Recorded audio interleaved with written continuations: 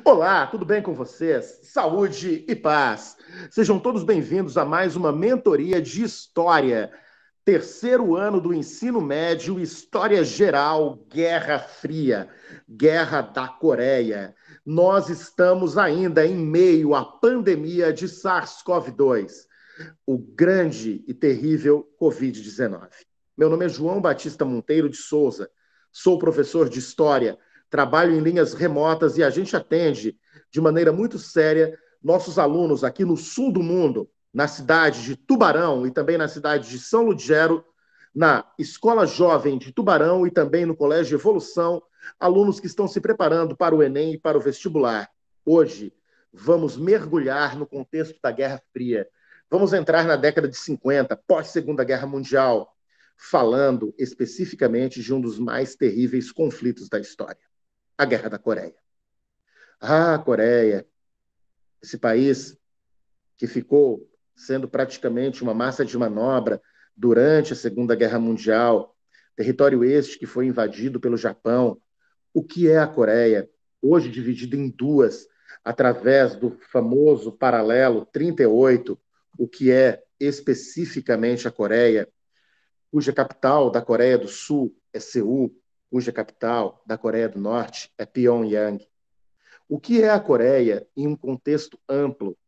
Se vocês lembrarem hoje da Coreia do Sul, tecnologia, avanço, tigre asiático, um primeiro mundo, um país que está focado em tecnologia de ponta, em miniaturização, em eletroeletrônico, uma grande produtora de eletroeletrônicos em níveis de telefone celular, como a Samsung Mobile, por exemplo, ou mesmo em automóveis, como a Kia Motors e a Hyundai. Muitos de vocês podem ter um Hyundai, um HB20, um Santa Fe, um Tucson. Vocês podem ter um Azira, veículos de ponta, veículos avançados. Muito bem, pensem nisso. A Coreia do Sul, ela desenvolve uma gastronomia focada principalmente no próprio macarrão, que é uma invenção chinesa. Já a Coreia do Norte, infelizmente, passa por problemas estruturais graves, que falaremos logo em breve, e ainda pode ser considerado um dos últimos bastiões da Guerra Fria. Vamos ouvir um pouco, então, a história desta região fantástica, uma península que fica ligada com a China. E eu quero que vocês lembrem de uma maneira impressionante. Ela está entre o Mar Amarelo e o Mar do Japão. É um dos locais mais incríveis do mundo, que tem disparidades culturais impressionantes devido a uma ditadura que ocorre na Coreia do Norte. A Guerra da Coreia, no contexto da Guerra Fria, acontece do ano de 1950 até o ano de 1953. Eu gostaria de saudar, neste exato momento, nesta aula mentoria, a todos aqueles que nos assistem por este canal. Aos que não são inscritos, inscrevam-se, ativem o sininho. A cada semana nós recebemos 2 vídeos novos que são produzidos com todos os carinhos para os escolares, para os alunos das escolas de Santa Catarina e, ao mesmo tempo, do Brasil, que se interessam em história geral, em história do Brasil e também na história do nosso estado. Quero saudar aqui a turma da 305, turma vespertina da Escola Jovem de Tubarão. Saúdo a Gabriela de Souza Fidelis, saúdo a Maria Clara Balduino Pereira e também saúdo sua mãe, a Cleusa, saúdo o Edgar de Farias Pires Júnior, o João Vitor Dobrandino Alves, grande amigo, saúdo a Elisa também, que hoje não pôde estar conosco, saúdo o Gustavo Gabriel Fusilini e saúdo também a 301, a 302, a 303 e a 304 do Matutino. Saúdo também a 306 e a 307 do Noturno e saúdo também o terceirão do Colégio Evolução de São Ludgero. Este vídeo foi dedicado a vocês, meus amigos queridos, em especial também a 305 e a 303, que nem sempre consegue estar com as mentorias aplicadas. Guerra da Coreia, 1950 a 1953. Olha, foi um dos períodos mais tensos da Guerra Fria. Foi um dos períodos mais estranhos, onde um violento conflito ocorreu na Coreia, envolvendo 2 superpotências do pós-guerra. Quais são, professor João? Obviamente, Estados Unidos e União Soviética. A Coreia, como eu disse para vocês, é uma península do leste da Ásia, gente. E ela, em 1910, foi anexada pelo Japão. É um detalhe importante. Envolveu o Japão, envolveu China, envolveu uma série de disputas territoriais e integrou o Império Japonês até 1945. Tem uma história bem legal a Coreia, então, mas também marcada por invasões. Quando acabou a Segunda Guerra Mundial, a União Soviética e os Estados Unidos ocuparam a Península Coreana e dividiram elas entre si, aonde no paralelo 38, no paralelo 30, 30, 38. Lembrem disso. Ao norte desse paralelo ficou a influência e o domínio da União Soviética. Ao sul, a influência dos Estados Unidos. É bom lembrar que, até hoje, os Estados Unidos têm bases militares na Coreia do Sul.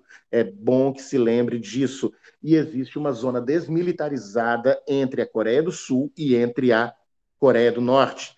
É quase uma espécie de muro de Berlim, só que naquela localidade, dividindo o país em dois. Então, uma coisa é certa: em 25 de junho de 1950 explode o conflito.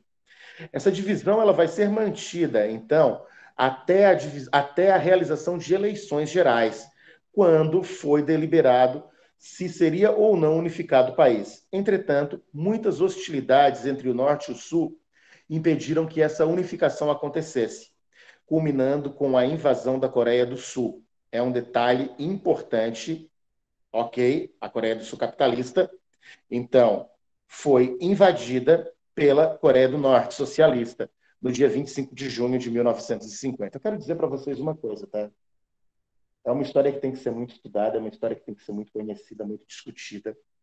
É uma história dura, forte. Essa história específica da Coreia do Sul e da Coreia do Norte. Essa grande guerra que foi a Guerra da Coreia. Para conter a invasão, é óbvio que os Estados Unidos não iam deixar barato, né? Então, eles interviram diretamente no conflito e conseguiram deter toda a Coreia do Norte, obrigando eles a recuar até o território chinês. Uma coisa interessante, a China entrou na guerra, apoiando, obviamente, a Coreia do Norte. A China virou socialista em 1949. E um detalhe importante, os governantes soviéticos também enviaram armamentos e instrutores militares aos norte-coreanos. Ponto. Uma coisa é certa. As tropas da Coreia do Norte, então, iniciaram uma contraofensiva. E essa contraofensiva recuperou todo o território que era deles, até o paralelo 38. Muito bem. E os sul-coreanos tiveram que ficar até Seul, ali na divisa mesmo. E vocês podem saber que a fronteira norte da Coreia do Sul fica ali onde temos a capital, Seul. Fica bem perto já da Coreia do Norte. Então, Seul, para vocês terem uma ideia básica, ela especificamente é hoje a capital da Coreia do Sul. Em 1953, basicamente, se acelerou todas as negociações de paz, mas a Guerra da Coreia ainda não acabou. Oficialmente, o cessar-fogo foi formalizado em 1953, no dia 27 de julho. Um detalhe que eu quero lembrar: esses combates da Guerra da Coreia geraram aproximadamente 2 milhões de mortos. Eu quero lembrar isso para vocês. É muito sério, gente. E eu quero que vocês também lembrem de um detalhe, tá? Hoje, a Coreia do Sul é avançada, a Coreia do Sul é desenvolvida, a Coreia do Sul ela está num nível impressionante de avanço. Entretanto, a Coreia do Norte praticamente nem energia elétrica tem. Uma coisa é certa, tá? A Coreia do Norte ela é estranha, vocês não têm muito conhecimento sobre ela, nem eu, ninguém. Na verdade, muito do que nós temos são algumas fotografias e algumas informações. A gente sabe, por exemplo, que ela tem um líder supremo, e esse líder supremo, ele foi reconhecido pela Constituição da Coreia. E um detalhe, é bom que vocês lembrem: existiu uma primeira geração, existiu uma segunda geração e existe também uma terceira geração de líderes. O primeiro líder, o primeiro comandante supremo foi Kim Il-sung. Kim Il-sung. É bom que vocês lembrem que ele especificamente ficou até 1994.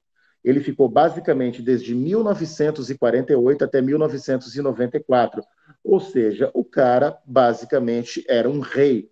E era assim que ele era tratado. Olha, tem cada história bizarra que eu vou contar para vocês daqui a pouco. Então, o Kim Il-sung, ele foi o primeiro líder supremo da Coreia. E o líder supremo foi substituído por Kim Jong-il, ok? E o Kim Jong-il, ele foi de 1994 até 2011. E ele foi substituído pelo seu filho, Kim Jong-un. Aquele homem meio gordinho que vocês já viram, que é o cara que, inclusive, tem bombas atômicas no território da Coreia do Norte.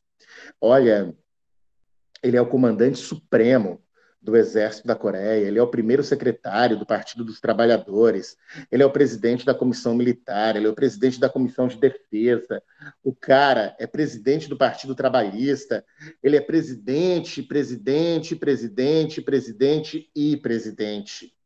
Então eu quero que vocês lembrem disso. Existe uma história meio estranha em torno de toda esta situação.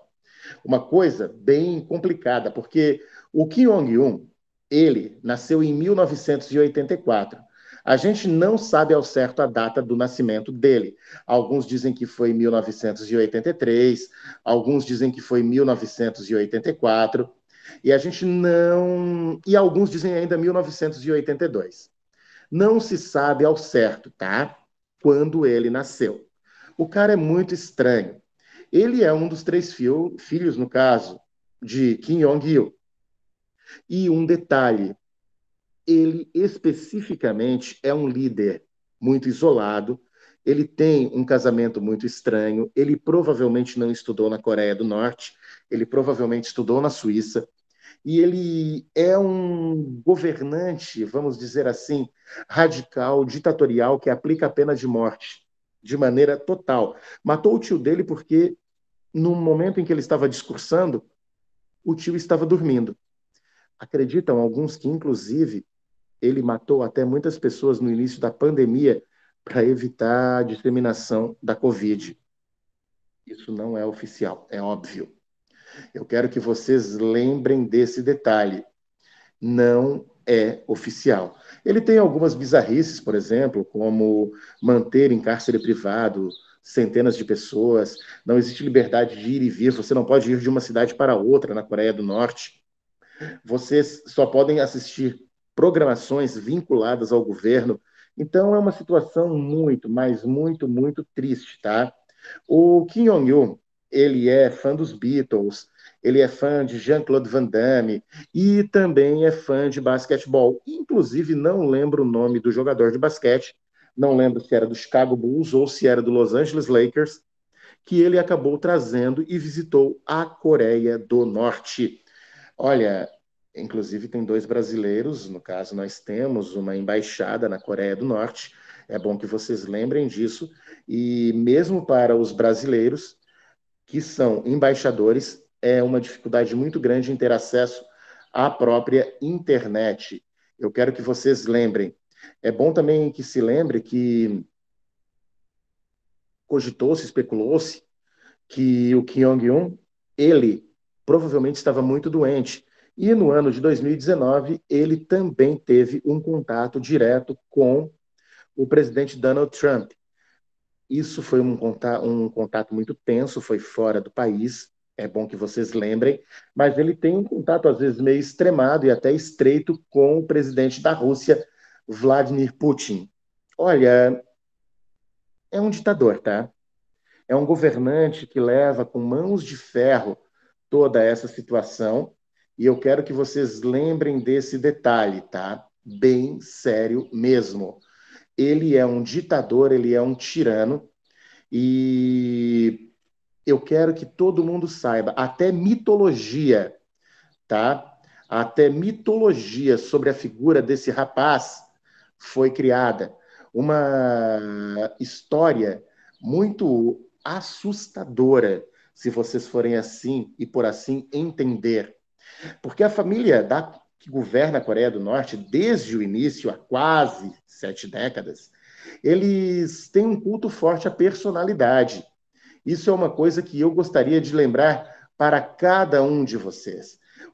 Esse culto à personalidade não é uma coisa positiva, porque, na verdade, eles relacionam, inclusive, a ideia de que o próprio Kim Jong, quando ele nasceu, o sol brilhou, um arco-íris apareceu e até as montanhas choraram derretendo a neve. Para acreditar nisso, dá para pensar nesse tipo de absurdo? Pois é uma coisa muito séria. Eu queria que todo mundo aqui compreendesse. E por esse motivo, nós temos que entender que a Coreia do Norte, infelizmente, ela tem uma história muito sombria. Para vocês terem ideia de um detalhe importante, o Kim Jong-un é tratado como um santo. Não pode ter religião na Coreia do Norte, mas ele é um santo. Um detalhe, a mídia da Coreia do Sul disse que existe um manual que sustenta a mídia da Coreia do Sul, tá? Conta que ele já sabia dirigir aos 3 anos de idade. Também foi anunciado em 2017 que um monumento para ele foi construído em cima de uma grande montanha.